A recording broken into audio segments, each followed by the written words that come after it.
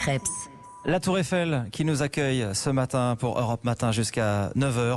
On se projette sur l'avenir, sur la sortie de la crise. Et d'abord avec mon invité, l'invité du 5-7. Bonjour Jean-François Martin. Bonjour. D'abord merci de nous accueillir puisqu'on est ici chez vous. Vous présidez depuis quelques jours tout juste la société d'exploitation de la Tour Eiffel. C'est votre première prise de parole. Les guichets de la Tour vont ouvrir leurs portes en bas sous nos pieds tout à l'heure à 10h30. Vous attendez combien de visiteurs un jour comme aujourd'hui ?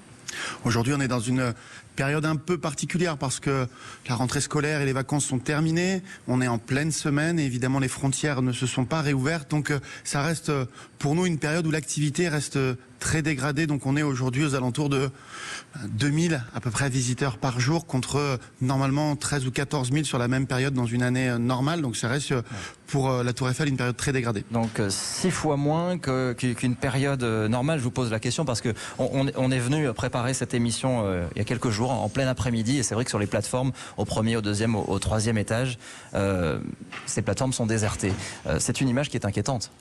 C'est pas une image, c'est la réalité. La réalité que nous vivons aujourd'hui, qui salue le tourisme parisien, c'est pas d'ailleurs propre à la Tour et c'est même pas propre à Paris. Aujourd'hui, les grands flux de transport, les grands flux touristiques du monde sont quasi à l'arrêt total. Les gens ne voyagent plus pour des raisons évidentes. D'abord de restrictions au voyage dans un certain nombre de pays, de précautions pour un certain nombre d'entre eux. Et donc on sait qu'aujourd'hui, c'est peut-être, et vous l'avez vécu en préparant l'émission, le meilleur moment pour les Français, les Parisiens, de venir visiter la Tour Eiffel, de se réapproprier la Tour, cette espèce d'élément de notre patrimoine à tous. Parfois, on a hésité à venir visiter comme Parisiens, comme Franciliens, comme Français, en se disant « j'ai peur qu'il y ait trop de monde à cause des visiteurs étrangers ». C'est le moment de venir la visiter. Ce que nous vivons était évidemment un moment difficile, mais qui n'est pas la faute en tant que telle de la Tour ou de Paris. Il faut qu'on se prépare à se dire que pendant encore quelques mois, les étrangers qui rêvent de venir à Paris, qui rêvent de venir visiter la Tour Eiffel, vont devoir encore attendre un peu et vont nous manquer. C'est rentable d'ouvrir la Tour Eiffel en ce moment ? C'est pas une question qu'on se pose comme ça. La Tour Eiffel est un monument de notre patrimoine national, parisien. C'est une société publique qui vit au nom du service public. Et heureusement, vous imaginez dans ce contexte lourd, donc, pesant... il faut ouvrir même si on perd de l'argent. Exactement, c'est pas le sujet. Vous imaginez le message que vous envoyez aux Français dans une matinale ce matin, que vous consacrez à la relance, à essayer de se projeter vers l'avenir, que le monument préféré des Français, dont chacun se sent un peu dépositaire, soit fermé. Donc la culture de la société d'exploitation de la Tour Eiffel, ces agents qui se bougent au quotidien pour maintenir ce monument ouvert, c'est de dire ce plus beau symbole, on doit montrer qu'on continue, qu'on y va et qu'on a confiance dans l'avenir. Sauf qu'au bout, ce sont forcément des pertes. Qui va combler ? C'est l'État qui vous aide aujourd'hui ? Aujourd'hui, la Tour Eiffel, c'est une société qui appartient à 99% à la ville de Paris.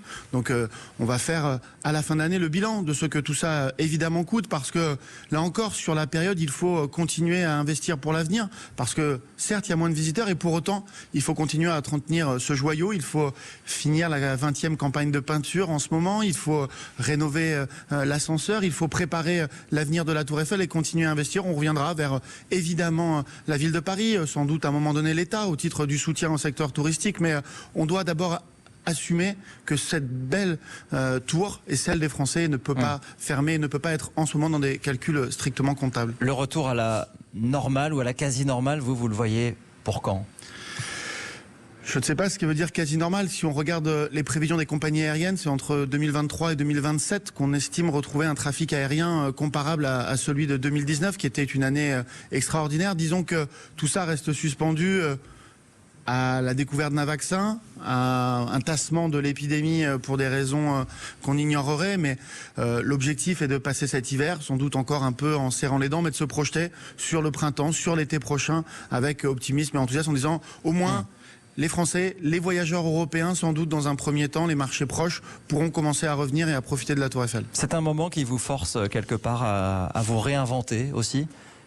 Oui et non, parce que d'une certaine manière, ça nous réinterroge pas nous. Enfin, autant, et pour avoir vécu dans une fonction antérieure, je m'occupais du tourisme à la ville de Paris. On a connu avec les attentats de 2015 ou avec les Gilets jaunes, dans un moment où le tourisme à Paris était interrogé sur Paris.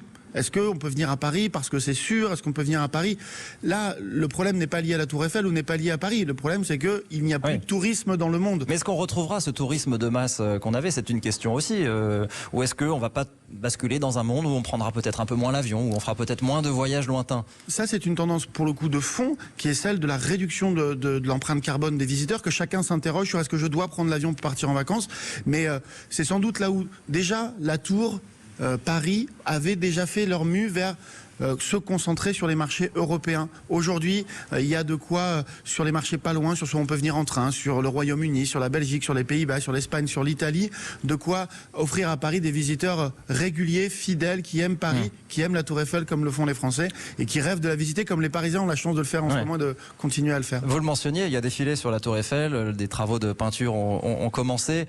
On comprend que 2024 aussi arrive. 2024, ce sera une date importante. Vous étiez jusqu'il y a peu l'adjoint chargé des sports d'Anne Hidalgo. C'est une perspective extrêmement importante, j'imagine, aussi pour la Tour Eiffel, ce rendez-vous des Jeux Olympiques. Vous êtes optimiste? Ils auront lieu normalement, ces Jeux? Impossible de vous le dire à ce stade. J'ai bon espoir, comme tout un chacun, mais c'est un espoir, c'est l'optimisme de la volonté, de se dire que l'humanité peut, d'ici 4 ans, résoudre l'un des problèmes scientifiques et sanitaires les plus grands qui lui aient jamais été posés. Et je veux le dire ici, notamment à la Tour Eiffel. La Tour, souvenons-nous-en, c'est d'abord un symbole de science et de technique. Ce sont des ingénieurs pour une exposition universelle qu'ont créé ce bâtiment pour relever un défi technique. Et peut-être le grand défi technique, technologique, scientifique de notre époque, ça sera celui de résoudre cette crise sanitaire que, en tout cas, le génie de la Tour nous invite à le faire avec cette perspective qui est celle de 2024, celui où on aura retrouvé tous une vie normale, une vie touristique, économique, mais pas que, finalement, une vie presque du quotidien redevenue normale avec cette perspective des Jeux Olympiques. La Tour Eiffel est née lors d'un grand événement de rayonnement international, une exposition universelle. Elle a tous les attributs pour rayonner, être le cœur de ces Jeux Olympiques avec le beach volley qui aura lieu en bas, la nage dans la Seine, comme vous le savez. Et elle a tous les atouts pour renaître peut-être au moment de ces Jeux Olympiques. Merci encore de nous accueillir ici dans ce salon Gustave Eiffel au premier étage de la Tour Eiffel. Jean-François Martin, on prend de la hauteur ce matin sur Europe 1, on regarde vers l'avenir, vers cette relance, vers l'après-crise. Merci beaucoup.